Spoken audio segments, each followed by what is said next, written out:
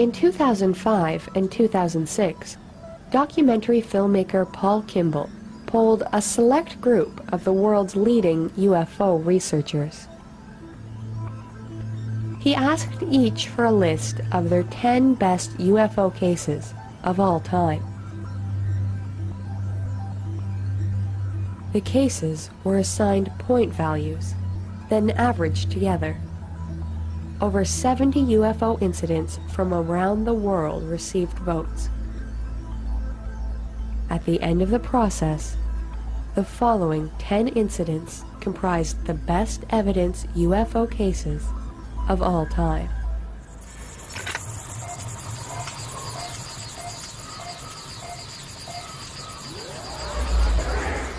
Though unidentified flying objects first gained a place in modern culture with Kenneth Arnold's sighting in 1947, and the thousands upon thousands of sightings ever since, the phenomenon itself was known long before that, from reports of airships in the late 19th century all the way back to biblical times.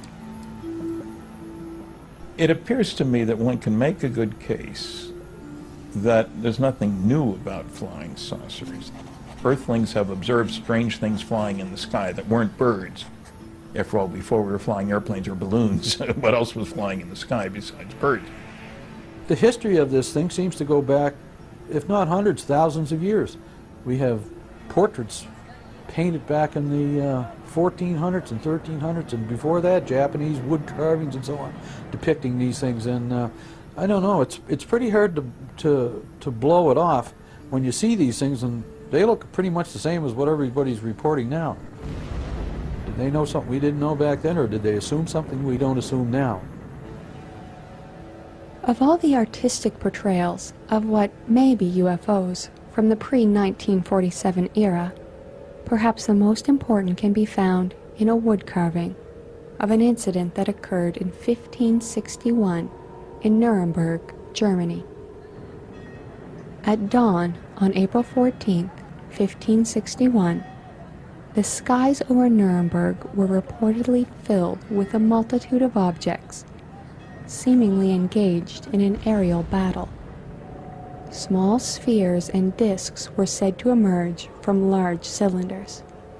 The objects were described in the Nuremberg Gazette as behaving in much the same way as some modern UFO reports, in that some of the objects would emerge from a larger object, or, as we might call it today, a mothership. But if these objects have been seen and recorded since antiquity, why have they become so much more prevalent in modern times? Stanton Friedman offers a theory. Everybody in the neighborhood is concerned about their own survival and security. That means keeping tabs on the primitives in the neighborhood. And since they all know that things change with time, thinking beings have a habit of learning how to do things better and differently, you check them out every once in a while, but only closely once they show signs of being able to bother you. Boy, the end of World War II was certainly such a time. Evidence of nuclear weapon explosions, rockets being fired, and powerful electronics, radar systems and all that sort of stuff. So suddenly, it became incumbent upon the powers that be in the local neighborhood to check us out. Make sure we don't take our brand of friendship out there.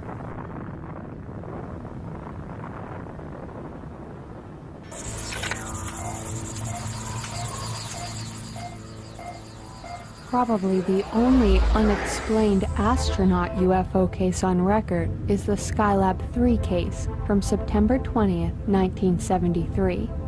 In this case, 3 astronauts, Alan Bean, Jack Lausma, and the first scientist in space, Dr. Owen K. Garriott of Stanford University, sighted a bright red, flashing object outside their spacecraft. They observed it for 10 minutes and took 4 color photographs. Dr. Garriott measured the delay between when Skylab 3 went into the Earth's shadow and when the UFO went into the shadow.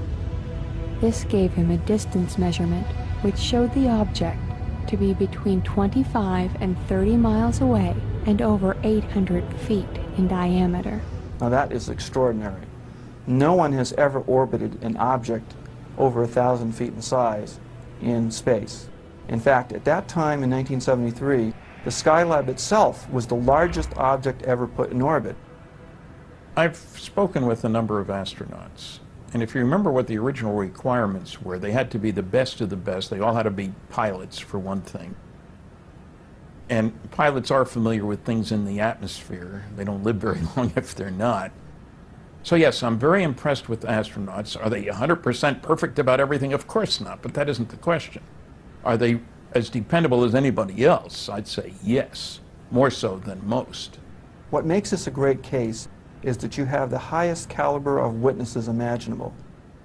You have photographic data, you have optical ranging data, and you have size data from a combination of all that. There's nothing like it in history.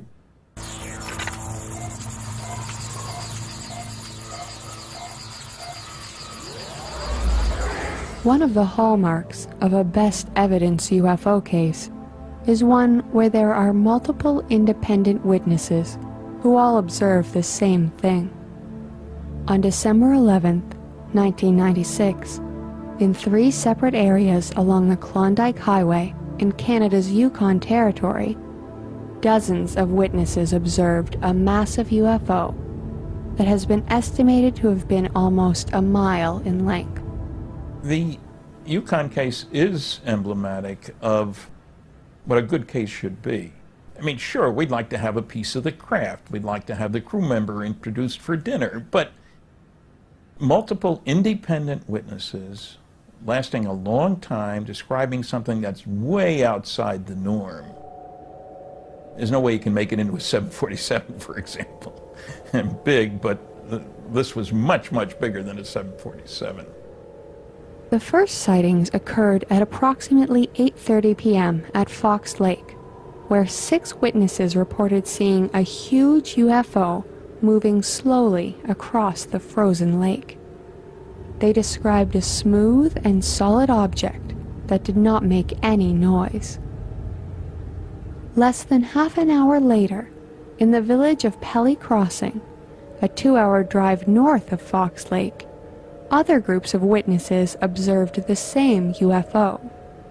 Shortly thereafter, in the village of Carmax, 4 men in a truck and a family of 5 through their living room window also sighted the UFO. What did all of these witnesses see that cold December night in 1996? How could a UFO be so large? Stanton Friedman has a theory. I like it partly because I've often talked about you'd use a very large vehicle to go between the stars and small Earth excursion modules to flit around down in the atmosphere where you've got big gravity, high pressure, all the other things. So I like the case. It's got a lot of data, careful investigation, just a top-notch example of good UFO story. Did dozens of people in Canada's Yukon Territory see an extraterrestrial version of an aircraft carrier in December 1996? 10 years later, after thorough investigation, all that can really be said was that they saw a flying object that remains unidentified.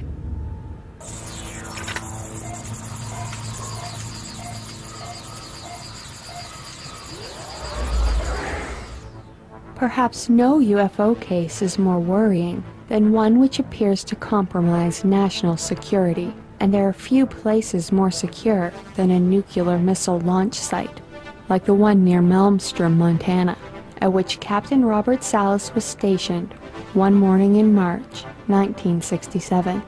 Early in the morning, and I get a call from the topside flight security controller or guard, and he said that a few of the guards had been seeing some strange lights flying around in very strange ways, making very rapid movements, stopping, making very sharp turns.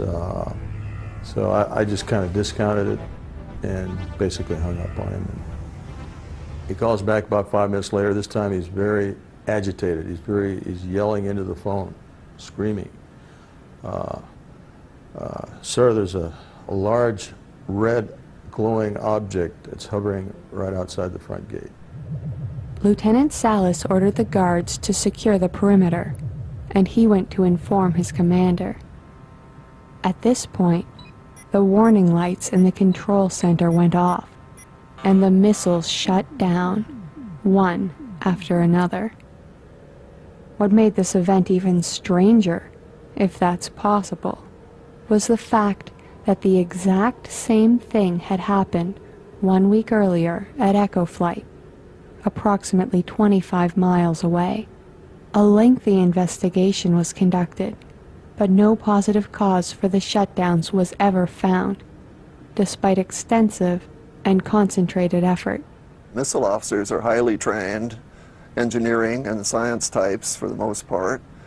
And the air police, these people go through special security schools. They have secret clearances, that sort of thing. They carry weapons. They're highly trained people. So I think it's very significant when people of this caliber make sightings. The tragedy is that we don't know all the details of the reports. They've been kept secret. I was there for another 2 years at Maelstrom. This incident was never brought up again in any of our briefings, and we were told not to talk to anybody about it.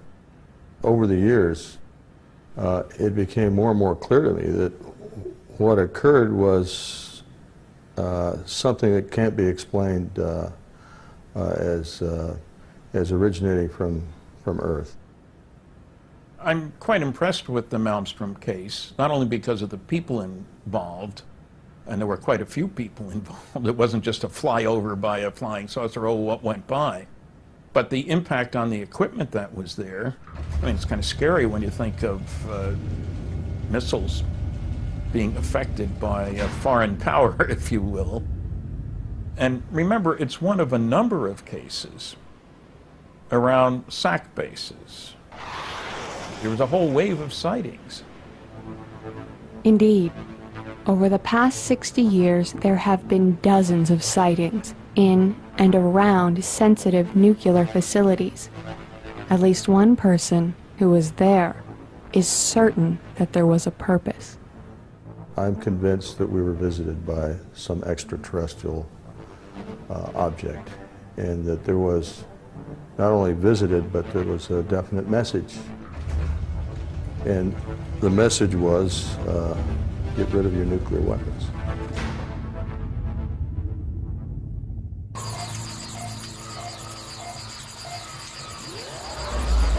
One of the most extraordinary UFO encounters of the 20th century occurred in the tiny fishing community of Shag Harbor on the southern tip of Nova Scotia. On the evening of October 4th, 1967, several residents of the village noticed a rather strange grouping of 4 orange lights. A number of witnesses watched these lights flash in sequence for several minutes, and then suddenly and rapidly dive in a sharp 45-degree angle toward the water's surface. On hitting the water's surface, the lights did not immediately disappear, but seemed to float on the surface approximately 1/2 mile from the shore. Several reports to the Royal Canadian Mounted Police prompted 3 officers to investigate. Their reports indicate that they observed what the witnesses had: orange lights floating on the water. The officers, along with dozens of witnesses who had gathered on the shore, watched as the orange light slowly changed to yellow, and the dome-shaped object appeared to move slowly across the surface of the water, leaving a yellowish foam in its wake. After about 5 minutes, the object submerged beneath the water. The military was called in to investigate. Years later, UFO researchers Don Ledger and Chris Stiles uncovered the fact that the object that dove into the waters off Shag Harbor had been tracked. It had actually traveled underwater for a distance of about 25 miles to a place called Government Point, where the United States maintained a technically advanced military base for tracking submarines. At this point, the United States Navy also became involved in the investigation. As the Navy waited, the detection equipment picked up another object entering the area underwater. It joined the first object on the ocean floor. For nearly a week, the Navy vessels held their position over the UFOs, until the UFOs began to move towards the Gulf of Maine. The objects distanced themselves from the ships that pursued them, and then broke to the surface and shot skyward, where they vanished within seconds. What's different about the Shag Harbor incident, or the UFO incident, is that the witnesses, the lay people, claimed they saw an airplane or crashing into the harbor. They thought it was an airplane, and it was the military who classified it as a UFO. Usually it's the other way around, people. The lay people call it in and say they saw a UFO, and the military will say it's, well, it's just misinterpretation of a prosaic object in the sky. Could be an airplane or a planet or a star or something like that, or a satellite. So this was different. It was completely switched around from the usual concept. The Shag Harbor incident occurred over water and then underwater. As the old saying goes, the oceans of the world hide a lot of history and a lot of mystery. The difference with Shag Harbor, Nova Scotia, is that in 1967, the waters there may well have held a mystery that was literally out of this world.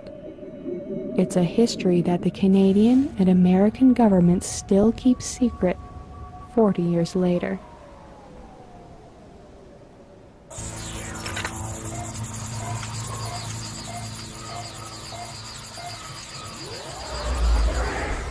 Kelly Johnson was the world's leading aircraft designer of his time, and at the time of his sighting, he was in the process of designing the U-2 spy plane for the Central Intelligence Agency. Johnson was on the ground with his wife in Agoura, California, when, unbeknownst to him, a crew of his top flight test engineers and his chief aerodynamicist were aboard a Lockheed WV-2 aircraft flying over Long Beach, and they saw the same object at the same time from a different angle. These different angles allowed researchers to triangulate the location of the object with precision. The aircraft was flying to the northwest. Kelly Johnson and his wife were looking due west.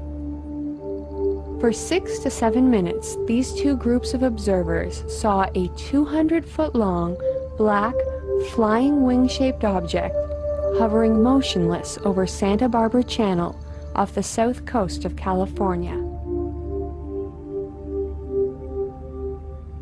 This object was at an altitude of roughly 15,000 feet.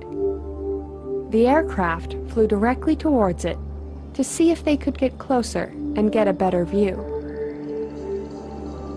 Meanwhile, Johnson started to observe the object with his binoculars, and he was able to see the object take off at high speed out over the Pacific, while his crew also observed the same thing from their different location. The object accelerated at about 130 Gs to 90 miles altitude until it disappeared. In his official report, Kelly Johnson stated, quote, "I am now more firmly convinced than ever that such devices exist, and I have some highly technical converts in this belief." So if there's one guy who ought to know what was flying around the country at that time, it would be Kelly Johnson. And he was certainly in a position to evaluate what he was seeing. And when he talks to somebody else, another one of his trusted people, and they saw the same thing, I don't see how anybody can throw that out. We're not talking about a 2-second observation at 3 in the morning by the town drunk. We're talking about Kelly Johnson at the top of the aerospace design business. The United States Air Force concluded that Johnson and his crew had seen a lenticular cloud. Despite the nature of the sighting, the quality of the witnesses, and the fact that the witnesses themselves specifically considered and ruled out that explanation. You would think that the government would perhaps reconsider its employment of a man who could not tell a lenticular cloud from a structured aircraft, but Kelly Johnson continued designing the most advanced and secret aircraft in the world for decades to come, none of which could move like the one he saw on December 16, 1953.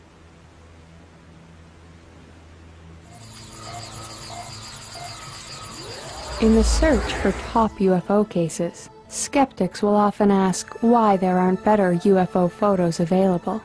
In fact, there are UFO photos out there that have withstood expert analysis, the best of which come from McMinnville, Oregon, taken on May 11, 1950, by farmer Paul Trent. By analyzing the two photos, it was possible to determine where he stood, where Mr. Trent stood when he took the two photos, to within an accuracy of a foot or so. And so if you imagine looking down from above, you can plot where he was standing and where the sighting lines went out. And they said that this object moved to the left, moved southward as they're looking towards the west. It moved slightly between pictures. And in fact, he was standing in one location for the first photo, looking, let's say, this way, and then he moved a little bit to the north. As this object was traveling along, he didn't want it to get blocked by the nearby garage, so he moved a little bit to his right, and then he looked and took a photo that was in this way, and the sighting lines crossed. Now, the overhead wires can be positioned where they were, and the sighting lines did not cross under the wires. So, you know, if it was a model, it wasn't hanging straight down under the wire. The two photographs taken by Paul Trent provided a stereoscopic pair of pictures that gave researchers the data necessary to determine and measure distances to objects within a short range of the camera. His altitude, or the altitude of the camera, also dropped by about a foot. So not only do you have a horizontal triangulation method, but you have a vertical triangulation method. Now, when you combine those two methods of distance determination, you can determine the distance to every short-range object in those photos. And the UFO model, if that's what it was, does not fit. It is not at the close range of those overhead wires that are about 15 feet away from the camera. They don't fit the locations and distance of the garage or the house, or the trees that were several hundred feet away in the background.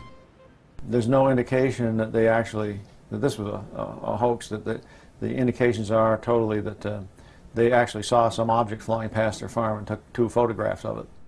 In the 1960s, the U.S. Air Force contracted an outside scientific study of UFOs to be conducted by the University of Colorado. The astronomer William Hartman concluded that this is one of the few cases in which all of the geometric, photometric, and photogrammetric aspects agreed that there was an object, extraordinary object, tens of meters in size and metallic in appearance, about a mile away, which would seem to be consistent with an alien visitation, even though that's pretty hard to believe. Hard to believe? Perhaps. But in the McMinnville case, it's hard to escape the conclusion that a picture really is worth 1,000 words.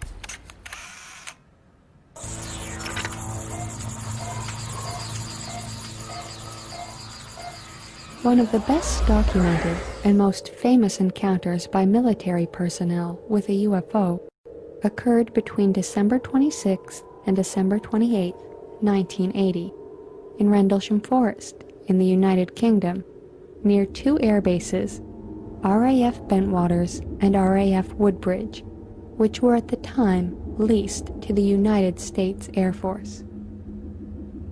At approximately 3 a.m. on the 26th, a U.S. Air Force security patrol observed strange lights above the forest.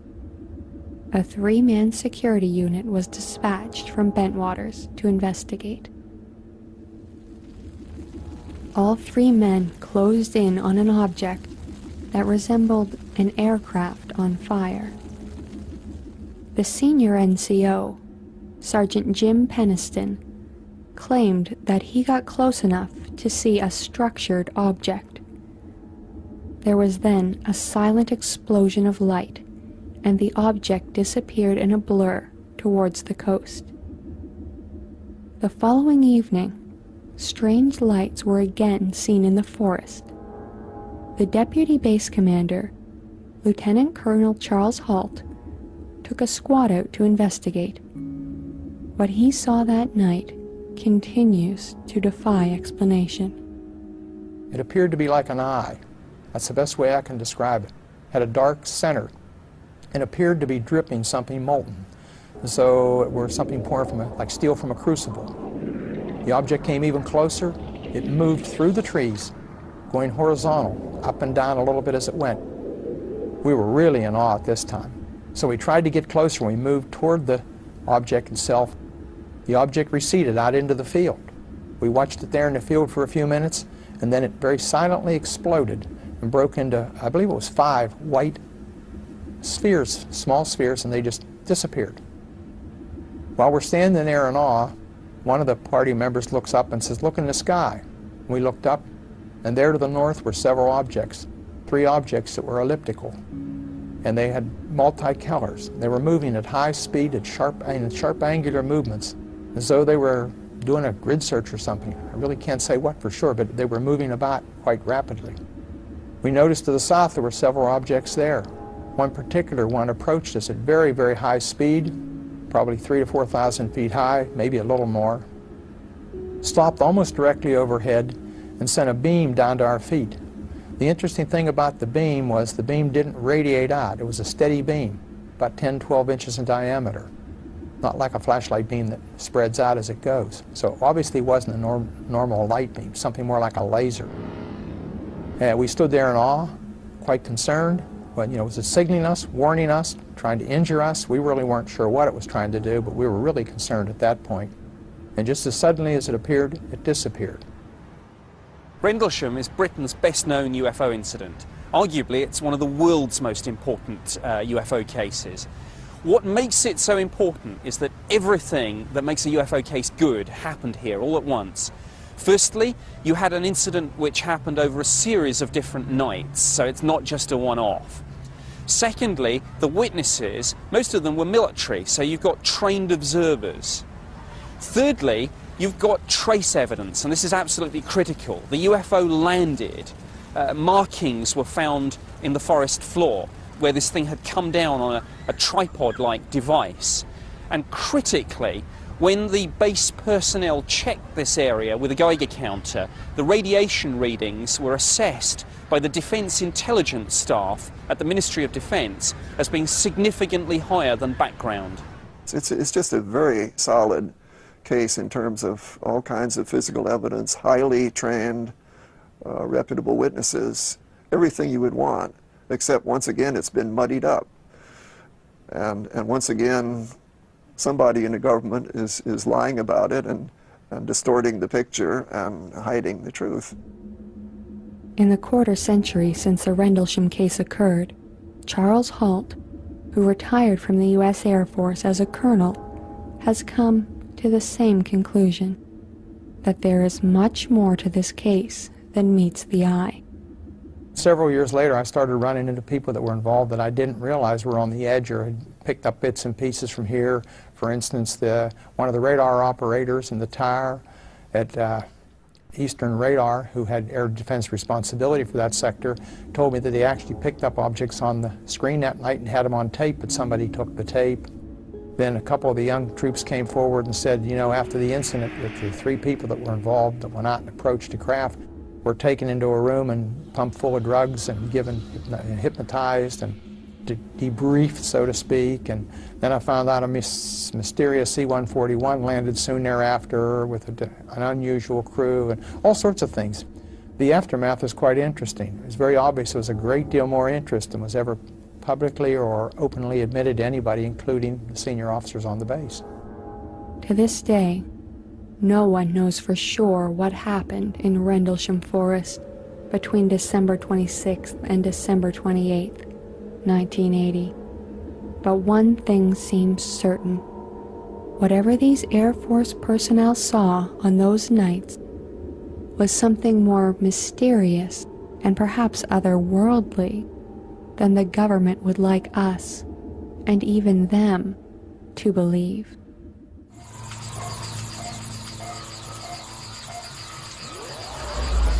At about 12:30 a.m. on September 19, 1976, the Imperial Iranian Air Force command post at Tehran received several telephone reports from citizens of strange lights in the sky.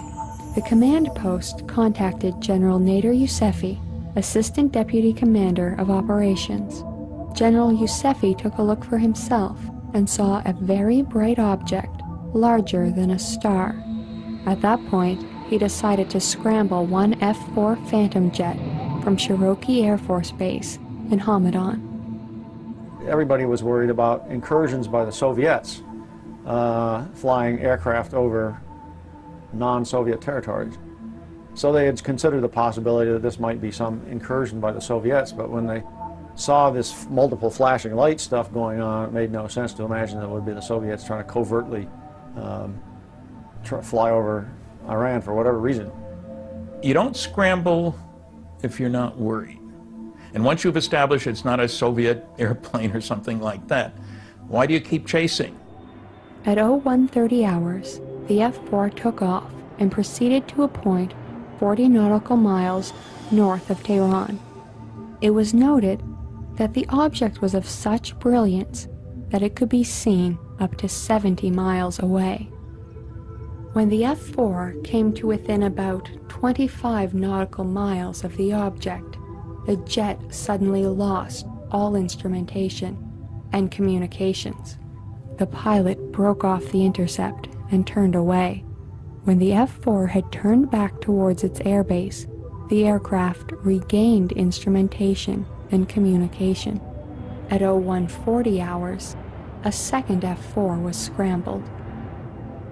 Closing on the object at 150 nautical miles per hour and at a range of 25 nautical miles, the object began to move, keeping a steady distance of 25 nautical miles from the F-4. The pilot described the object as being flashing colors. It had some size to it, but he couldn't really see a size or shape because it was so bright, but it was flashing multiple colors at a high rate of speed. They all blurred together, he said. Certainly something unlike what we would expect to be in the skies anywhere, to say nothing of over Tehran. While the object and the F-4 continued on a southerly path, a smaller, second object detached itself from the first and advanced on the F-4 at a high rate of speed. The pilot, believing he was under attack, tried to launch a Sidewinder missile, but he suddenly lost all instrumentation, including weapons control, and all communication. The F-4 pilot then took evasive action. The object fell in behind him at about 4 nautical miles distance for a short time, then turned and rejoined the primary object. The main object then flew away at several times the speed of sound. Once again, as soon as the F-4 had turned away, instrumentation and communications were regained. The fact that anybody can cause sophisticated military aircraft to lose important systems at their whim, because the systems came back on, 2 different airplanes after all, that's scary. Because Iran was a close ally of the United States at that time, the Americans were called in and they helped in the investigation. The Defense Intelligence Agency report that was filed because of that investigation went to the Central Intelligence Agency, the Joint Chiefs of Staff, the Department of State, the White House. It was clearly considered important. The DIA report concluded the value of this information was high, timely, and of major significance. Quote, "This case is a classic which meets all the criteria necessary for a valid study of the UFO phenomenon.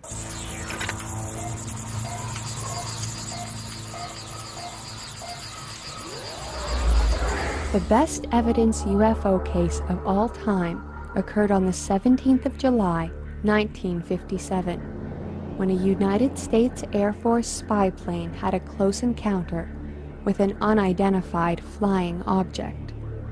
The 6-man crew of an RB-47 aircraft, which was equipped with state-of-the-art electronic countermeasures equipment, including 3 electronic intelligence stations manned by highly trained Air Force personnel known as Ravens or Crows, were literally tailgated by an object that continues to defy explanation to this day. This plane was flying out of Forbes Air Force Base, Kansas, and the crew was on a training mission to shake down the airplane and test out its components. This crew detected and recorded on wire recorders and tape recorders the electronic signals, radar-like in nature, that came from the same direction and location as the UFO. It followed them and then overtook them as they flew over Louisiana, Mississippi, Texas, and Oklahoma for over 2 hours that night. The crew involved in the UFO incident was one of the top crews in the wing. They were instructors and evaluators in the standardization division and were highly respected. They had the most experience and the best training. The aircraft commander, in fact, Lou Chase, he made a landing after takeoff. One of the outboard engines froze up and broke off and broke the wing off there, and he brought the aircraft back in to test his skill and as a pilot. In the back end, the 3 crows back there were the most experienced, and they trained all of the new crows coming into the wing. Provenzano and McClure trained me when I came in, as a matter of fact. Eventually, these guys were not on the same crew because they had so much experience and knowledge that they were put on separate crews and became 3 instructors and evaluators within the wing. As the RB-47 moved over Texas, a brightly lighted object appeared and began to follow the aircraft. Major Chase contacted Radar Station Utah at Duncanville, Texas, which confirmed that their radar had also detected the UFO. You have a very experienced crew of a very sophisticated airplane having something very strange happen. They see it, they pick it up on their electronics, the whole crew is involved, ground radar is involved, it lasted for a long time. What more can you ask for? The UFO continued to play tag with the RB-47, which had left its scheduled flight path to pursue the object, until the aircraft began to run low on fuel and turned to head home. The UFO followed the aircraft until the signal finally faded as the crew approached Oklahoma City.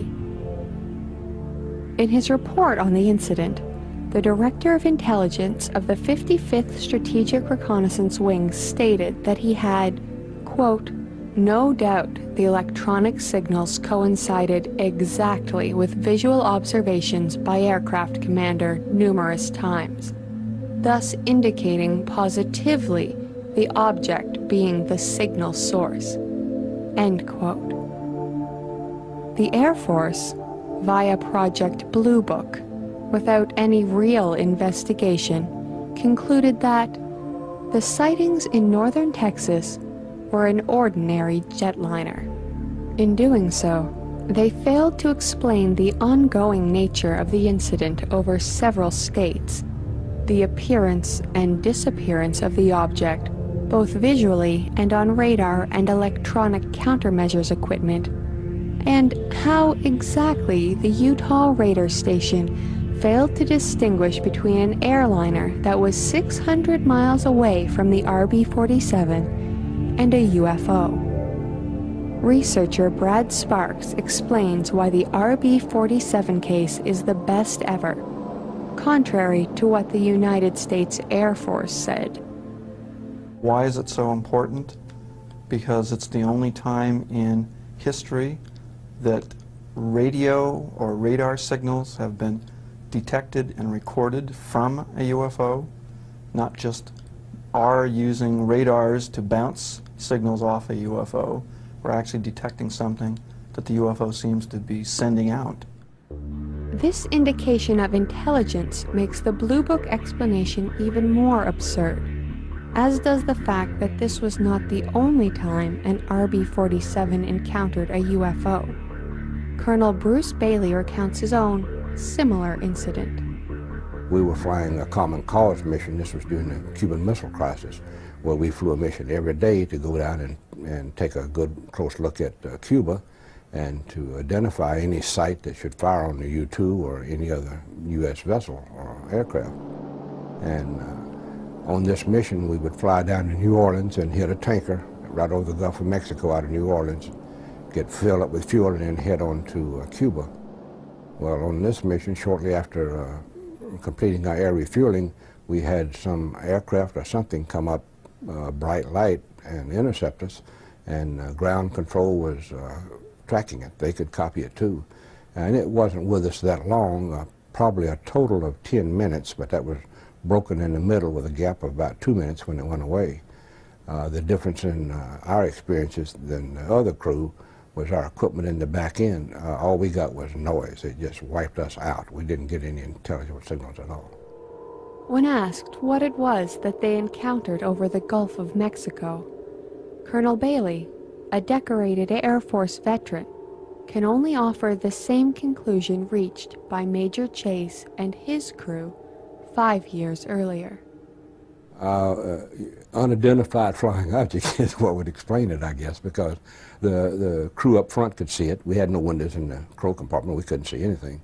But they could see it, and what they saw jived with what ground control was reporting, and the navigator could also track it on his radar. And it all tied together. There was something there, and it had a capability far greater than anything we could do. In the incident that you're talking about, as well as the incident with my crew, the follow-on was pretty much the same. You had a very thorough debriefing, and in that debriefing you were assured that you didn't see anything, you didn't hear anything, you didn't do anything, and that you would not say anything about it. I've heard of other crews and such running into similar treatment after they reported a UFO, and it got to the point that sometimes you would see something that would actually be a UFO, meaning it's unidentified, but you wouldn't say anything about it, because if you started harping or talking about a UFO incident, it was a good way to end a military career. Apparently, as far as the United States Air Force was concerned, when its top crews, who were charged with protecting the security of the nation in the midst of the Cold War, and who often came face to face with the enemy, saw something like this, they were really just mistaking it for a civilian airliner. If that was true, any sensible Air Force should have grounded those crews immediately. But instead, they kept on flying, so long as they stayed quiet about what they really saw in the skies above us. When one examines the best evidence UFO cases of all time, it becomes clear that the UFO phenomenon is worldwide in scope. The 10 best cases you have just seen come from Canada, Germany, the United Kingdom, the United States, and Iran. But if this had been a top 20 list, you would also have seen cases from Brazil, Australia, Japan, New Guinea, France, and New Zealand. This body of evidence compels us to ask the following questions. What should be done about the UFO phenomenon? And what does it all mean? For an answer, we turn to author and researcher Mac Tonys, who hails from Independence, Missouri. The conclusion that Tonys has reached is simple but profound. We don't know what UFOs are, but the scientific community should be trying harder than it is to find out. whatever UFOs might ultimately prove to be, and we might never find out, it seems to me that they are definitely worth scientific consideration, if for no other reason than they affect how we think and how we perceive our universe. They apparently have been recurring throughout time, and they have infringed upon our belief systems to the point where we now think of the alien as something very specific. And if for no other reason than understanding how our mind reacts to the presence of a possible other in our midst, I think it's imperative that we understand UFOs and what they are. If, on the other hand, they are physical objects or paraphysical objects, which might be the case, and I don't think we have a proper vocabulary for that yet, frankly, I think that it's doubly important that we understand what these things are. Because if they're real, if they're craft of some sort, if they're disinformation devices, then it seems to me that what they are doing is influencing the way we think, influencing our mythologies and our collective way of knowing ourselves. And I think that's a pretty sacred thing to be messing with. And it would certainly behoove us to understand what we're dealing with.